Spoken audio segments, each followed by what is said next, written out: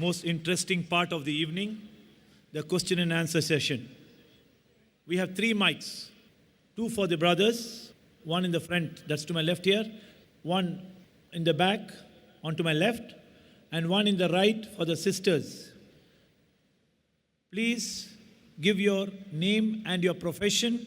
The preference of order will be for non-Muslims first, 1 question at a time. If anybody has to ask the second question, they have to get back to the queue and come again. Now I start on to my front left. The first question will be for the non-Muslim brothers. First will be the mic onto my left, the second back there onto my left, and third for the sisters. So we come in a clockwise direction. Yes, brother. First give your name and your profession. My name is Krishna Rao. I am working as a general manager abroad.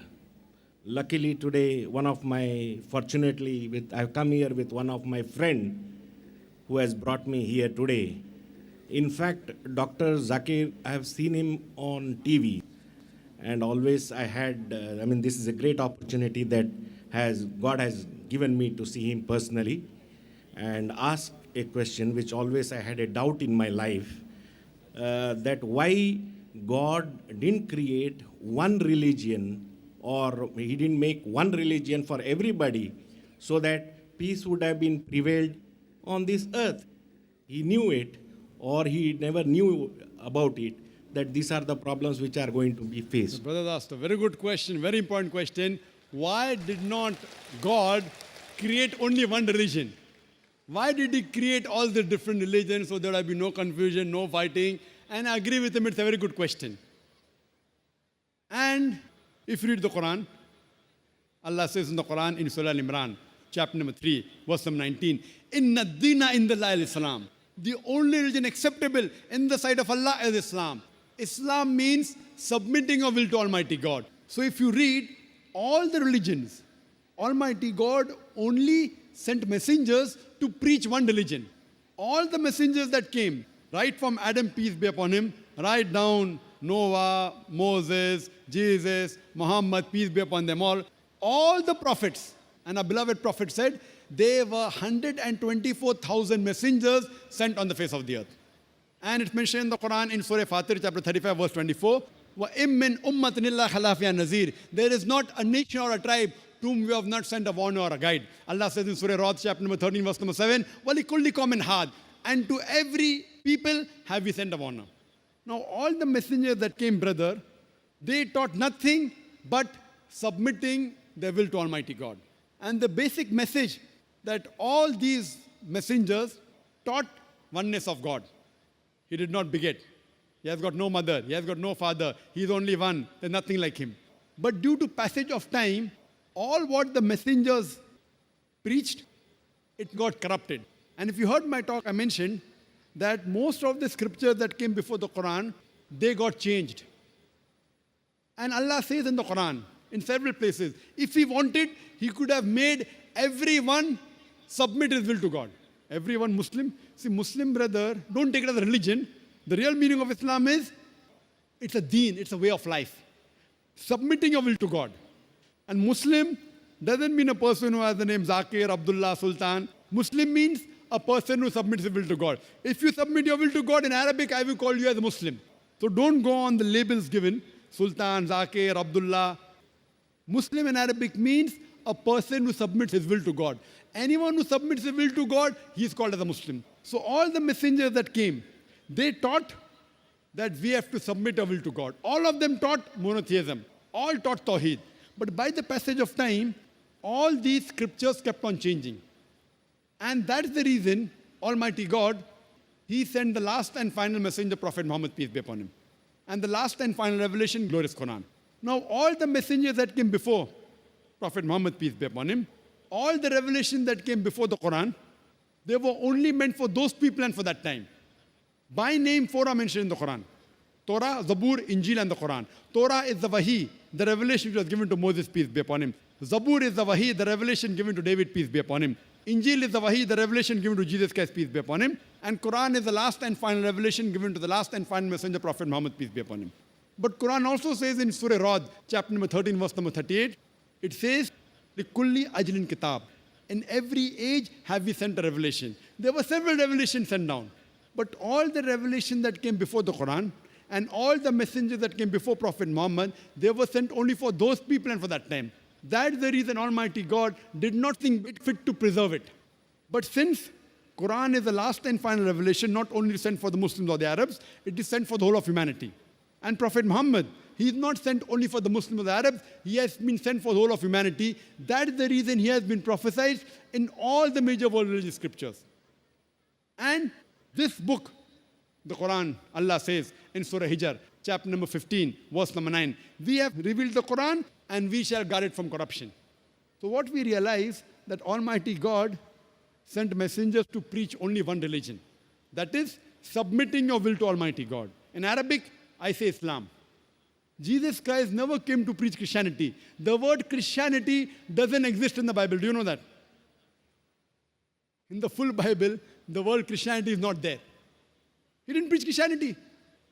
The word Christian was a nickname given to the followers of Jesus at Antioch, mentioned in the book of Acts. Nickname. So Jesus Christ preached Islam. It's mentioned in the Gospel of John, chapter 5, verse number 30. Jesus Christ, peace be upon him, said that not my will, but my Father's will. God's will. In Arabic, he preached nothing but Islam. Similarly, if you read Bhagavad Gita, Sri Krishna said that you have to submit your will to God. If you understand Arabic, he says that you have to accept Islam. So what we realize that all the messengers taught nothing but submitting our will to God. That is the reason the Quran says in Surah Imran chapter 3 verse number 19, Inna dina indallahi al-Islam. The only way of life accepted in the sight of God is submitting our will to Almighty God. So what we have to go back to the original scriptures. Go back to the commandment of Almighty God and submit your will to the commandment of God, and then you will be following the straight path. Hope that answers the question, brother. Yes. The second question on to my left, the mic behind. Good evening, Dr. Zakir Naik. My name is Naresh. I have completed my BCom and I'm looking for a profession in film industry. My first question to you is about human evolution. What does the Quran say about the human evolution? Because a common man, in a common sense, thinks that Adam and Eve were the first person, the cause of human evolution. So if you look into that sense, now for Adam and Eve, he is our great father, I can say. So, and we are like sons and daughters to him. So how would this relate for us individuals to marry our own brothers and sisters? Brother asked the question that what does Quran speak about evolution? That we came back from one common great-grandparents, Adam and Eve. What he's talking about is not evolution, it's about creation. Well, I'm a medical doctor. I've passed my MBBS. When you say evolution, theory of evolution, you start thinking of Darwin's theory. Correct? That we have been evolved from apes. If that's the question, you can refer to my video cassette, Quran Modern Science. I've given in detail that theory has been proved to be wrong. Darwin's theory. But the main question is that if we have common great-grandparents, Adam and Eve, how come we are marrying our own cousins? That's the question. Correct? It's not related with monkeys. No, it's not related Oh, with the fine. The monkeys. monkeys question, you can refer to my Quran Modern Science. Allah says in the Quran in Surah Hujurat, chapter number 49, verse number 13, Ya ayyuhan nasu inna khalaqnakum min zakarin wa unsa wa jalnakum shu'uban wa qaba'ila lita'arafu inna akramakum indallahi atqakum inna Allaha alimun khabir. O humankind, we have created you from a single pair of male and female. Talking about Adam and Eve, may peace be upon them. O humankind, we have created you from a single pair of male and female, and have divided you into nations and tribes, so that you may recognize each other, not that you may despise each other. And the most honor in the sight of Allah subhanahu wa ta'ala is the person who has taqwa, who has God consciousness. Now coming to your question, if we have got one common great-grandparents, so how come we are marrying our cousins? Today science tells us that if you marry your immediate blood brother and sister, there are high chances of genetic problem. Therefore in Islam and most of the religions, marrying your immediate blood brother and sister, it is prohibited. Or marrying your immediate blood relations As Quran says in Surah Nisa, chapter number 4, verse number 22, 23, 24, it says that you're not allowed to marry your mother, you're not allowed to marry your paternal auntie, your maternal auntie, not allowed to marry your sister, and the whole list goes on. The immediate blood relations. This is prohibited in the Quran and prohibited in most of the religions. Now, as far as marrying second cousins or the first cousins, Islam does not prohibit. Third, fourth, fifth, most of the religions don't prohibit.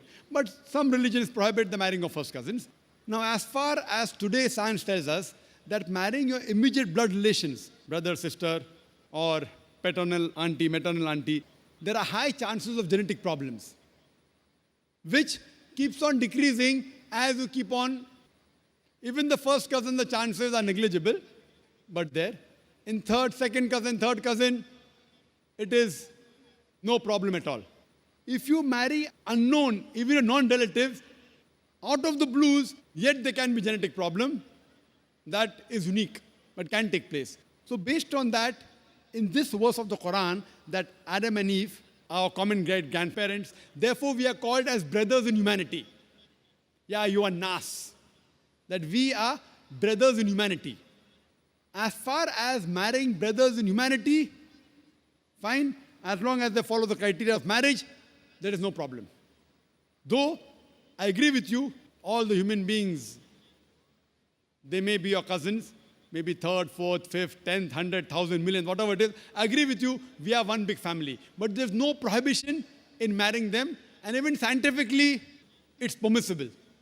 Only marrying your immediate family members, blood brother, or paternal auntie, maternal auntie, there are high chances of genetic problems. But the other relatives, so I do agree with you, we all human beings are brother in humanity. There's no problem in marrying them. Islam does not prohibit it, and even science does not prohibit that. Hope that answers the question, brother. Yes. The next question goes to the sister's side, on to my right. Yes, sisters. My name is Shanti. My friend Abdul brought me here. Actually, I never expected a mass so, huge. And though I have been in conversation with this friend Abdul, he has cleared a few doubts. But coming here, after especially hearing you, sir, I'm appalled by the truth of Islam. But here you've given the name peace. But in the world, so much strife is going on, and there's something called peace which you have to go in search of. Don't you think that you need to address the world in, on the whole? Sister asked a question that she had little knowledge about Islam from a friend. She came to this talk. She is impressed with the audience. She is appalled with the knowledge and my speech. And she said that shouldn't we speak about peace throughout the world at large? Sister, if you really appreciated the talk and really impressed with the matter I've spoken, I would suggest that I would request you to accept this religion of submitting our will to God. And if you accept submitting our will to God, then is the time you can get true peace. Islam comes from the root word salam, which means peace. It's also derived from the Arabic word silm, which means to submit your will to God. So the best way you can get peace is by submitting your will to Almighty God. So first of all, I will come to the rest of the world. I'm first interested in you, sister, directly, because you asked the question. First, I would like you to be at total peace. So my request is that if you accept the way of life of submitting our will to Almighty God and be at peace, I would be very happy, sister. As far as telling the world at large about peace, this is an exhibition, a conference, Peace, the Vision of Islam. We have such exhibitions, and this is the fourth such exhibition. We had a similar one in Bombay a couple of months back, from the 23rd of November to 2nd of December in Bombay. And the audience here, what you see, on the last day was multiple times more, 200,000. So if this impressed you, maybe 10, 15,000, that was 20 times more in Bombay. More than 200,000 for the last talk of mine. The topic was peace, the solution for humanity. Or is Islam the solution for humanity? And I do agree with you that the small number, 10,000, 15,000, 200,000 Bombay, is a very small number. We should proclaim it to the world at large. That's the reason 2 years back we have started a channel by the name of Peace TV. And this Peace TV, alhamdulillah, in the past 2 years, at present, it reaches throughout the world. All the countries in Asia, Middle East, Africa, Australia, Europe, North America, alhamdulillah. And today, it has the reaches more than 90% of the world. They can watch if they want to watch. But the people that are watching are more than 75 million. It is the largest watched Islamic channel in the world, alhamdulillah. Percentage-wise, little bit more than 1% of the human population. So at least I can bear witness to Almighty God on the Day of Judgment that we at least gave the message to 1% of the human population, 75 million. We pray to Allah subhanahu wa ta'ala, may the viewership increased. But those who want to watch, you only have to put a dish, maybe of 6,000 rupees, less than $200. And almost any part of the world, you can watch this channel. So we are also conveying this message of peace, Islam, throughout the world. But now I'm interested, sister, that hope you accept this message of peace. Yes, sir. Thank you. Yes, the question from this brother on to my left. I'm Nandagopal. I'm a journalist. My question is, despite the striking similarity of the concept of God in most of the religions, why there is absolutely no compassion and increased intolerance between religions? How do you think this can be stopped? It's easy to tell to the world because we don't know where is the world, but you can tell us from the point how it can be stopped at the individual level. The brother asked a very good question, that in spite of the striking resemblance, commonalities, similarities between the various world religions, why is there intolerance towards the different religions? Why? The basic reply, according to me, brother, it is the people who are the religious leaders. Therefore, I say that if you want to understand your religion, go back to your scriptures. But unfortunately, the thekedars of religion, they want to hold their flock together. And they don't want the masses to read the religious scriptures.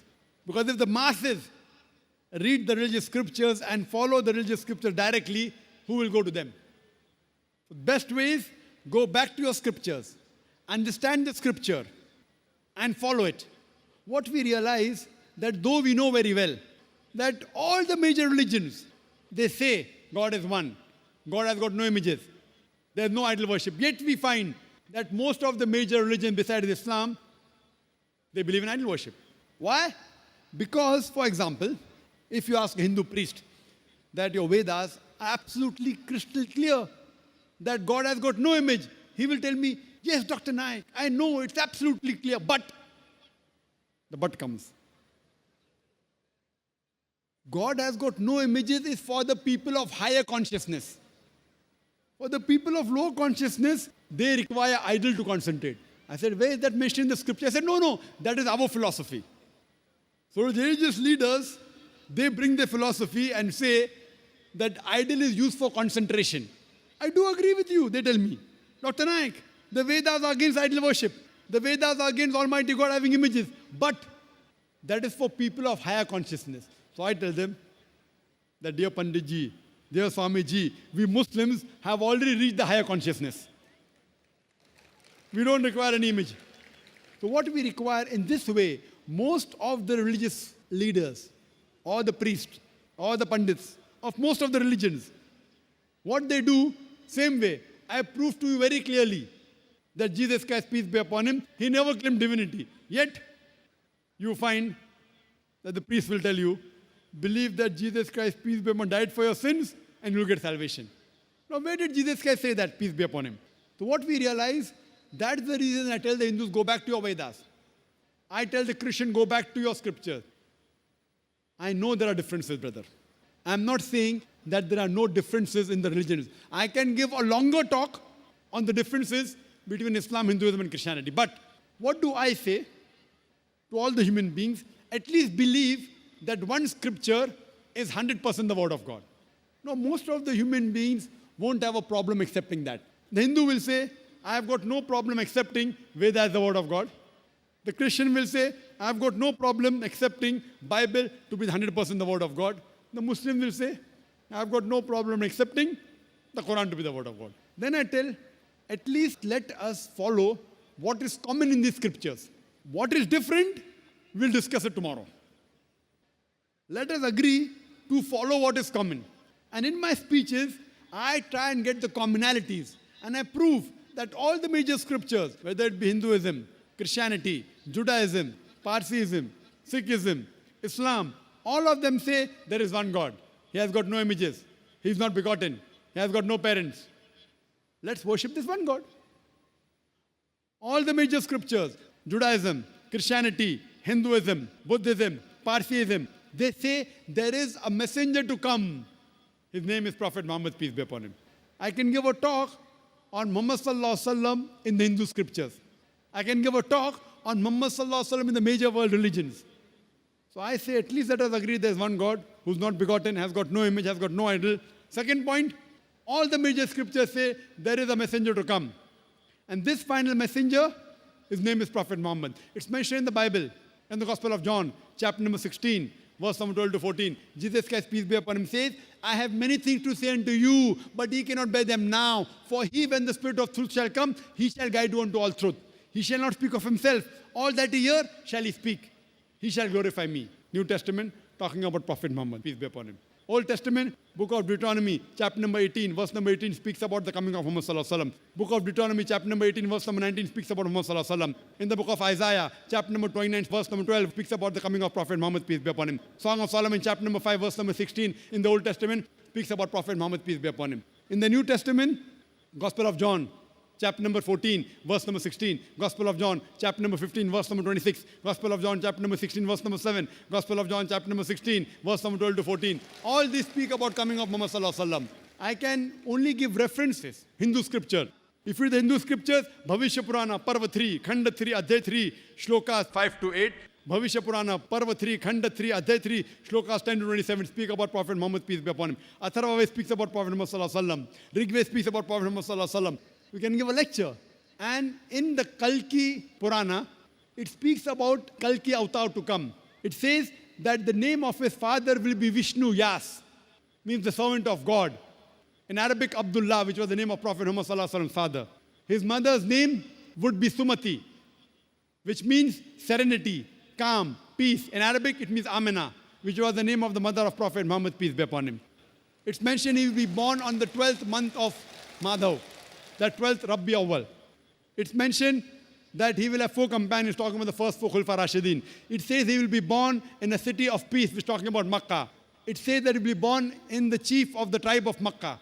On and on and on, talking about no one but the last and final messenger. So I tell, leave aside the differences. Let us agree on the commonalities. In Hinduism, in Christianity, in Judaism, in Parsiism, in Buddhism, in Islam, there is one God. He begets not. He has got no images. Worship him and no one else. The last and final messenger to come is Prophet Muhammad, peace be upon him. So if you agree with these commonalities and you follow his message, all will be united. But the people who are thekedar of religion, you know thekedar, means the priest of religion, they don't want to lose their flock. So they prevent the followers to read the scripture. Believe me, I have got no problem with Hindus. They love me, they respect me. Believe me, people normally feel scared to speak about religion. I love it. And believe me, the non-Muslim respect me many a time more than the Muslims. When I walk through the customs, the non-Muslim customer was, Dr. Zakir Naik, जो भी कहेंगे सच के सिवा कुछ नहीं कहेंगे. He will speak the truth, nothing but the truth, as I'm taking oath in the court of law. So what we realize, we speak the truth. So I do agree with you, brother. The difference of intolerance is because of the religious priest, the religious leaders. Therefore, we have to make the scriptures common and come to a common term, and the whole humanity would be one brotherhood. Hope that answers the question, brother. Thank you, Dr. Zakir Naik. Yes, can we take a question on to my left, the mic behind? My name is Pascal. I'm a teacher by profession. I'm a Christian. Taking for granted that you agree the Gospels translated in English, which we Christians believe, I will quote these examples. Number one, in all the four Gospels, when Christ came out of the waters of baptism, there was a voice from heaven saying, "This is my beloved Son, in whom I am well pleased. Listen you to him." In the same way, number two, on Mount Tabor, when he was transfigured and when his face shone like the sun, there was a voice from heaven saying, "This is my beloved Son, in whom I am well pleased. Listen you to him." And several times, when he cast out the devils, they came out of the men proclaiming, "Thou Son of the living God, why have you come to torture us before the time?" And again, before the high priest, when the high priest asked him, "In the name of the living God, I ask thee, art thou the Son of the living God?" Christ says, "Thou hast said it." And the priest, and the number 5, the high priest and the scribes, when they accused Jesus before Pilate, they said, "This man says he is the Son of God. It's a blasphemy according to our religion. Therefore, we want to crucify him." Pilate didn't know about it. The very reason why they wanted to put Christ on the cross is that he claimed himself to be the Son of God. Because even though he didn't directly say, "I am the Son of God," it is indirectly said. Suppose I say, "You are Dr. Zakir Naik and you are MBBS doctor," and you tell me, "Yes, brother, you have said it." Is it not amount to saying that yourself saying, "I am Dr. Zakir Naik, MBBS"? In the same way, Christ, even though he didn't say, "I am the Son of God," he has approved it. Perhaps out of modesty, he didn't say, "I am the Son of God." Again, one more example. Martha. Brother, one your more question. minute. Brother, your question. You already quoted 5 verses without giving references. No, What's the question, I brother? have not come prepared for that. That's why I am not quoted. Fine, I will give you the reference. No problem, brother. I will give you the reference. I'll help you. Yes. I'll help you, brother. No problem. What's the question? Do you mean to say by quoting all these 5 things, Jesus claimed divinity? Yes. Fine, I'll give you a reply. My challenge, brother, was point out a single unequivocal statement in the complete Bible where Jesus Christ, peace be upon him, himself says that I am God, or where he says, "Worship me, I am ready to accept Christianity." You did not point out a single statement, unequivocal statement in the complete Bible where Jesus Christ, peace be upon him, himself says that I am God, or where he says, "Worship me." Here is the Bible, brother. This is the King James Version. And since you're a teacher and you claim to be a pastor, you're a pastor. No, no, no. You're a teacher. I'm a teacher. Teacher, but not I'm the an teacher. ordinary believer of Christianity. Fine. There is something like a red letter Bible. Whatever Jesus Christ said, it's in red. Now you mentioned 5 things, and these things can be clubbed into 2 things. First, you quoted that everywhere. You didn't quote correctly. What you wanted to quote was the Gospel of John, chapter number 3, verse number 16, which says, "For God so loved the world that he gave his only begotten Son. Whosoever believeth in him shall not die but have everlasting life." It is not in all the 4 Gospels. It's only in Gospel of John, chapter number 3, verse number 16. Please note it down. You can check it up. Gospel of John, chapter 3, verse number 16. "For God so loved the world that he gave his only begotten Son. Whosoever believeth in him shall not die but have everlasting life." And again, you quoted in the ending the 5th time that Jesus Christ said he was the Son of God. You said that. Do you know Bible has got sons of God by the tons? If you read the Bible, Adam was the son of God, peace be upon him. Ephraim was the son of God. Israel was the son of God. If you read the Romans chapter number 8, it says, all those who are led by the Spirit of God, they are sons of God. If you're a godly person, you're a son of God. If I'm a godly person, I'm a son of God according to the Bible. But they say, no, no, no, no, no, no. Jesus Christ is not a normal son. He is the begotten Son. As far as the last question, Son of God, Bible has got sons of God by the tons. Adam is son of God, Ephraim is son of God, Israel is son of God. All that are led by the Spirit of God are sons of God. But the Christian missionary tells me, no, no, no. Jesus Christ is not a normal son. Coming to your first question. He is the begotten Son. And then they quote which you didn't quote me. I'm helping you, brother. Gospel of John, chapter 3, verse number 16. For God so loved the world that he gave his only begotten Son. Whosoever believeth in him shall not die but have everlasting life. Brother, do you know the meaning of the word begotten? What is the meaning of the word begotten? No. What is the meaning of the word begotten? Begotten is not the sense in which you use human sense. See, the word begotten. I am asking you the meaning of the word begotten. Yes, I know. What is the meaning of the word begotten? Begotten, there are two senses. When you say of a human being, he says begotten means the flesh and blood of his is his son. But when you say of God begotten son, it doesn't mean that he has a body, is begotten him. It is to say the close association between the father and the son. That's all. If you say son, I say, suppose someone comes here and I tell him, my son, he will not mind because he's a young boy. If I tell him that son, come here, he will come. If I say begotten son, come here, he may punch me on my jaw, insinuating that I had billah, I had sex with his mother. Fine. If I tell to a small boy begotten son or a young boy of maybe 23 years, and I'm more than 40. If I say begotten son, come here, he may punch me on my jaw. Why? Begotten means sired by God.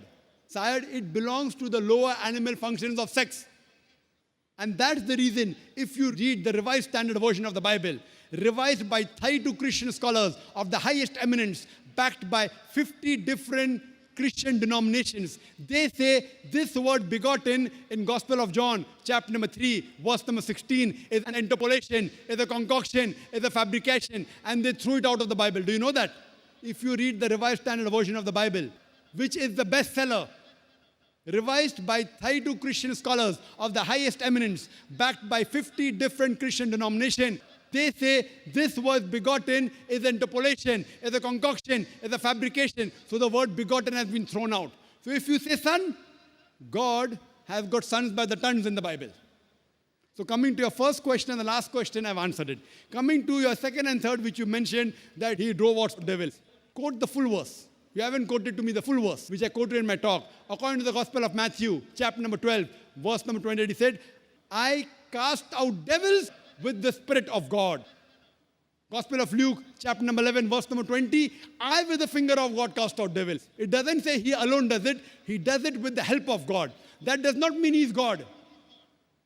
All these verses you quoted, they clearly mention that he was a messenger of God. He wasn't God himself. That is the reason I challenge you. Point out a single unequivocal statement in the complete Bible where Jesus Christ, peace be upon him, himself says that I am God, or where he says worship me. And I'm ready to accept Christianity. Nowhere Jesus ever said that. Just if I tell to the son, son come here, that does not make him my begotten son. Fine? The same way, if you tell me that I will call you Dr. Zakir Naik, fine? And if I don't object, that doesn't, it may be true, may be wrong. People say, Dr. Zakir Naik, scholar. I don't consider myself to be a scholar. I consider myself to be a student of knowledge. If people call me scholar, and if I continue, that doesn't mean I accept it.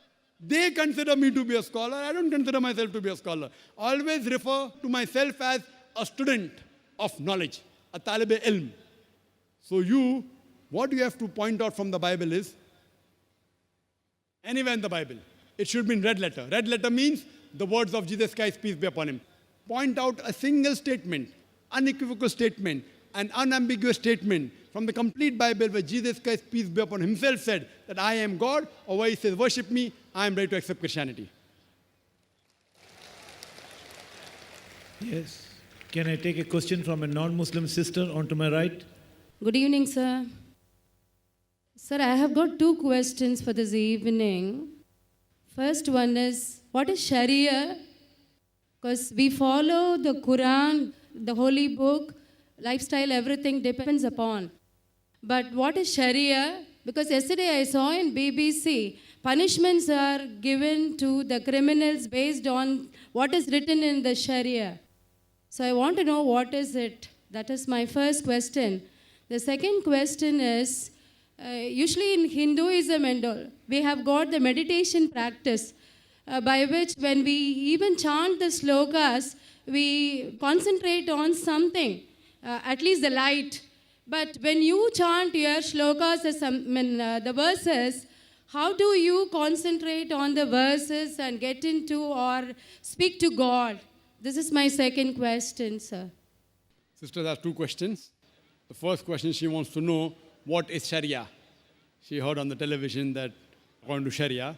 And second question is that what do you concentrate on when we chant something, we concentrate on light, what do you concentrate on?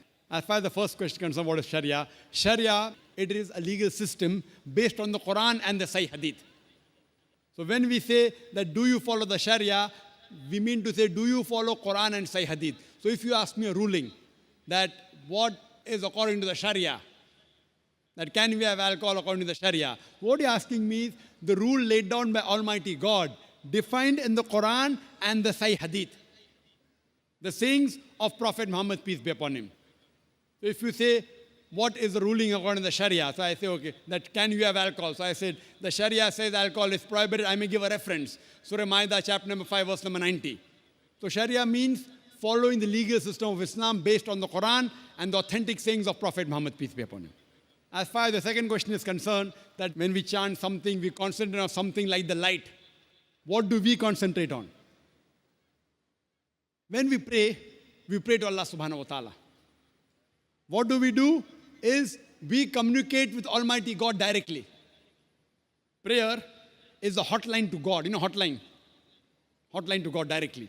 And here, what we do is we concentrate on the meaning. We don't concentrate on an image.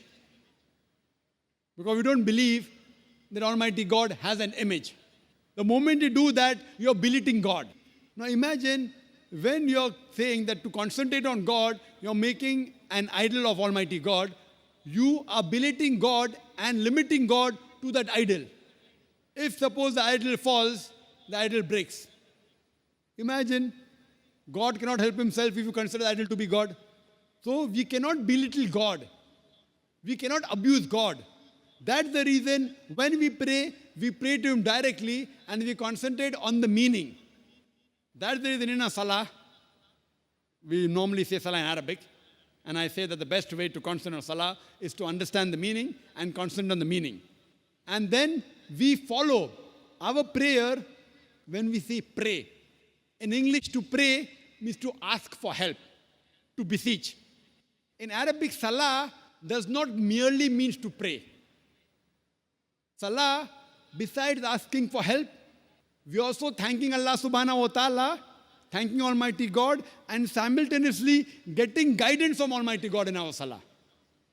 For example, after Surah Fatiha, the Imam, the leader, in the salah he recites Surah Fatiha. After that, he may recite Surah Ma'idah chapter 5 verse 90, which says, Ya ayyuhallazina amanu, O you believe, ennamal khamru wal maisuru, most certainly intoxication and gambling, wal anzabu wal aslamu, dedication of stones, divination of arrows, rushtum min amali shaitan. These are Satan's handiwork. Fashtanibu lalukum tuflihun. Abstain from the handiwork that you may prosper. Here, besides thanking God, besides asking for help, we are getting guidance. Don't have alcohol. Don't gamble. Don't do fortune telling. Don't do idol worship. Here, in our salah, we get guidance from Allah subhanahu wa ta'ala. And that's the reason I call salah to be a sort of programming towards righteousness. And that's the reason our beloved Prophet Muhammad sallallahu alaihi wasallam and Allah subhanahu wa ta'ala, he has said you should offer salah minimum 5 times a day. Because the amount of evil we see around us, the amount of wrong things we see, the sin we see, there are high chances we can be deprogrammed. So that's the reason we offer salah. We get programming towards righteousness minimum 5 times a day. 5 times a day.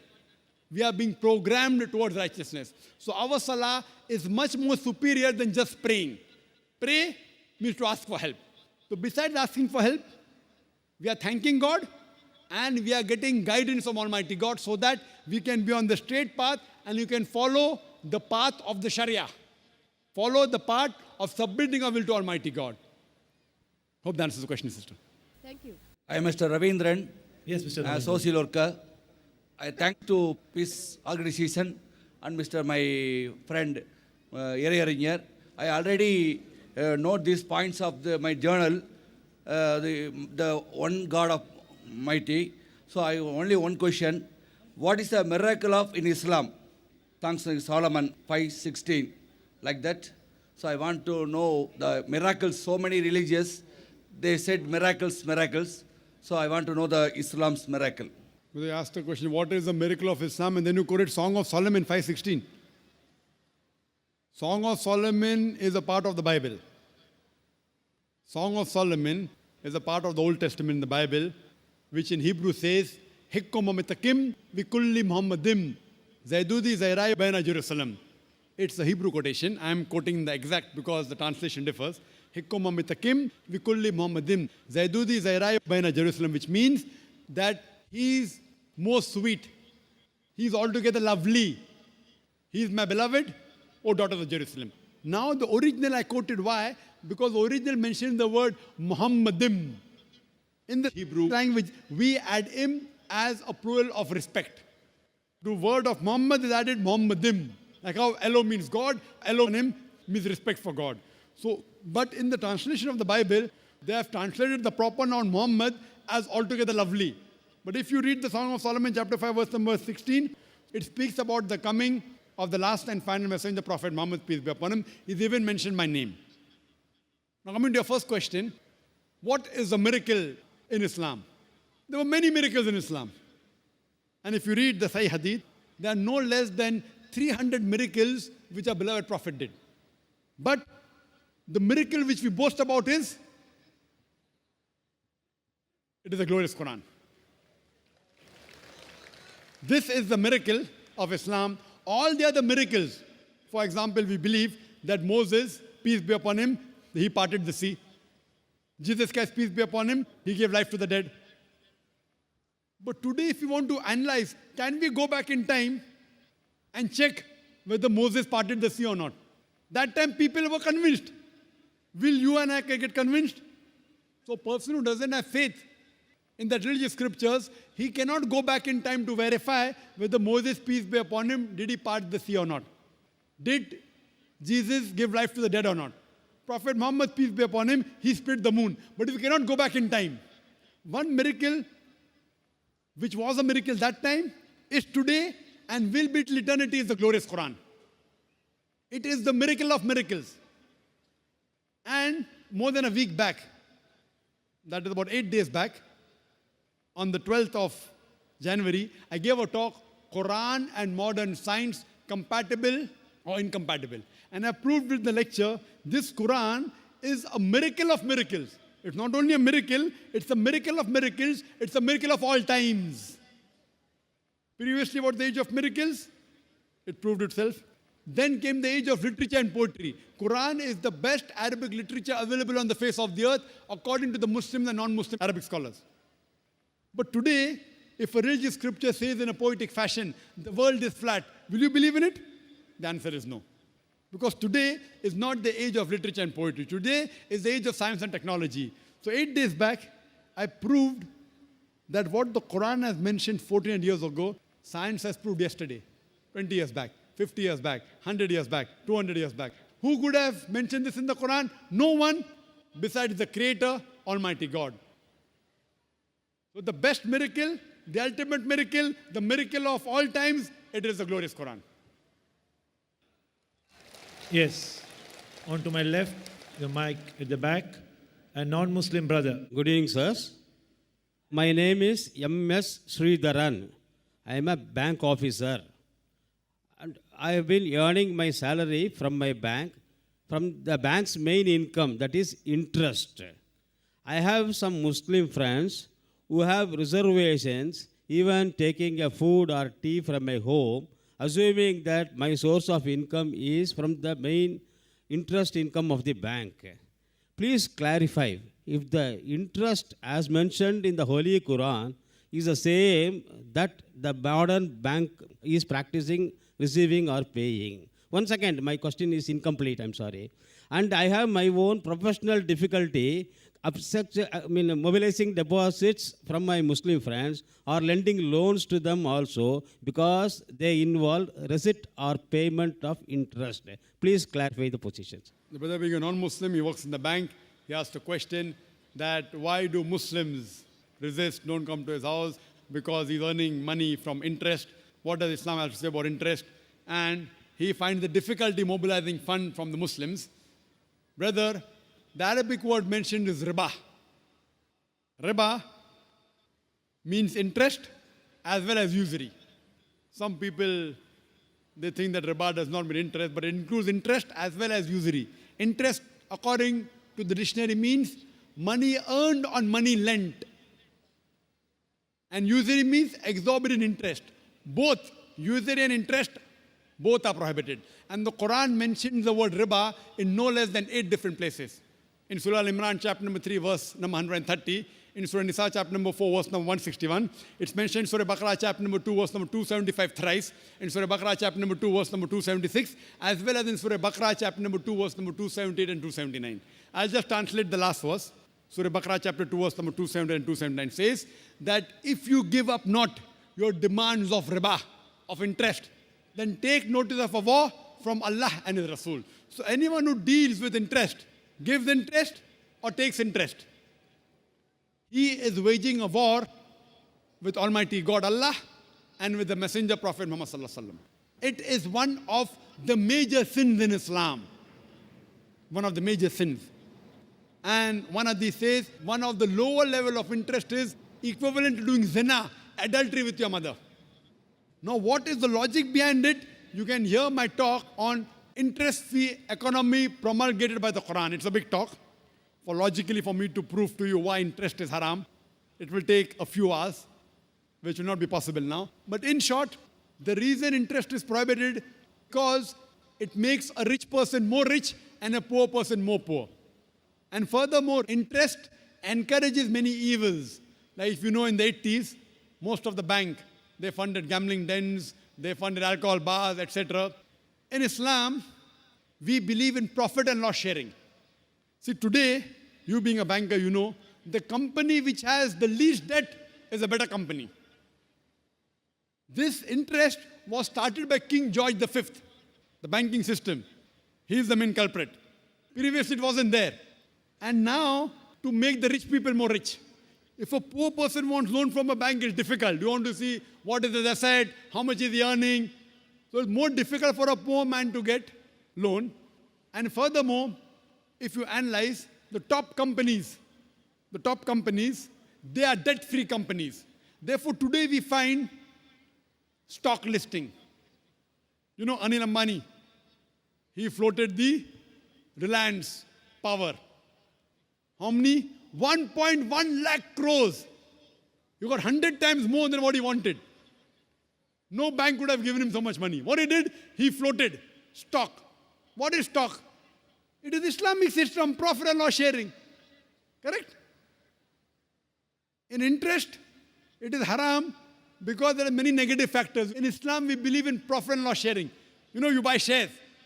You buy shares of a company. If you make profit, you get profit. If you make loss, you make a loss. It's not fixed 8%, 9%, and the other person makes a lot of money.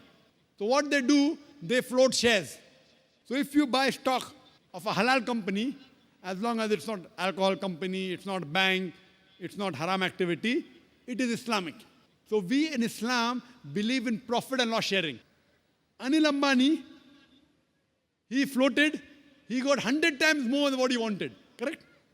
1.1 lakh crores. In 1 hour itself, he got more than 10 times than what he wanted. Why?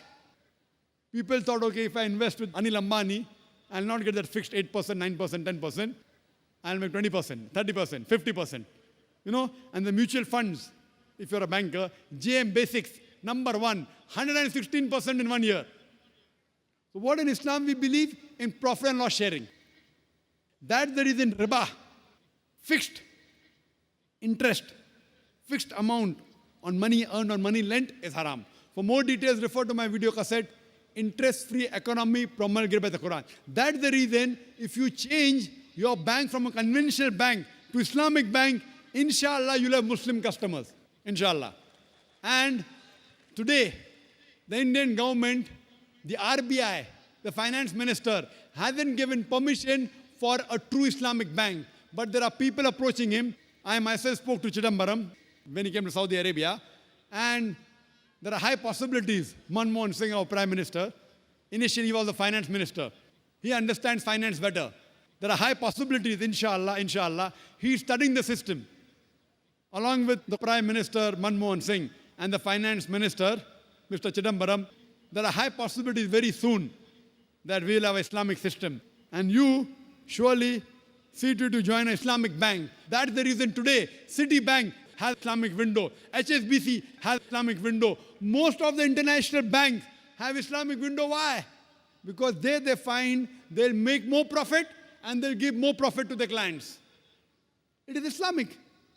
So if we follow the Sharia, the Quran and Sahih Hadith, you also earn and you let others also earn. Hope that answers the question, brother.